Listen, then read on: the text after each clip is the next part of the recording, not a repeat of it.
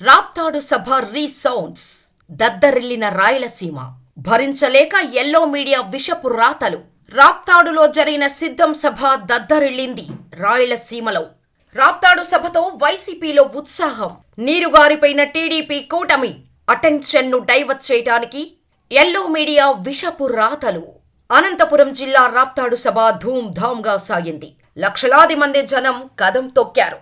CM YS Jagan పురిటిగడ్డ అయిన రాయలసీమతో ఆయనకు ఉన్న పట్టు ఎంత, ఆ కటౌట్కి అక్కడ ప్రజలు ఎంతగా నీరాజనాలు పట్టారు అనే దానికి రాప్తాడు సభ ఒక శాంపిల్. భౌమ్యాకాశాలు ఏకమైనట్టు ఎటు చూసినా జనం. జగన్ ప్రసంగానికి చేతులు ఊపుతూ స్పందన. ఆయన మాటలకు, ఆయన పంచు డైలాగులకు ప్రజలు ఉర్రూతలూగారు. సభ జరిగిన మైదానానికి అటూ ఇటూ కిలోమీటర్ల పొడవునా ట్రాఫిక్ జామ్. సభలో జగన్ మాట్లాడుతూ చంద్రబాబు 40 ఏళ్ల పాలనతో పాటు ఆయన వ్యక్తిత్వాన్ని కడిగి పారేశారు. ప్రజలను వంచించి నమ్మించి గెలిచాక చంద్రబాబు ఎలా మాట మారుస్తారన్నది ఉదాహరణలతో జగన్ ప్రజలకు వివరించారు. సిద్ధం సభలో జగన్ చేసిన ప్రసంగాలు మొత్తం రాష్ట్రంలో వైఎస్ఆర్ కాంగ్రెస్ శ్రేణుల మూడును మార్చేశాయి.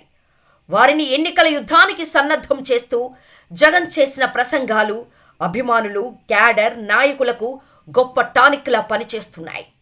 దీంతో వారు రెట్టించిన ఉత్సాహంతో ముందుకు ఉరుకుతున్నారు. టీడీపీ చరిత్రలోనే ఇలాంటి సభ నిర్వహించలేదు.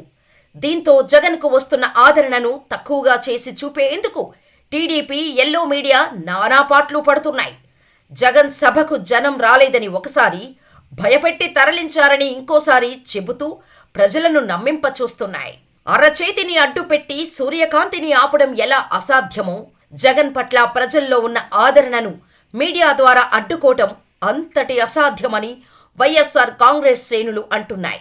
తెలుగుదేశం, ఎల్లో మీడియా ఎంత తాపత్రయపడినా యాగాస్వం మాదిరి దూసుకుపోతున్న తమ పార్టీని నిలువరించలేరని జగనన్న సైనికులు ఘంటాపదంగా చెబుతున్నారు.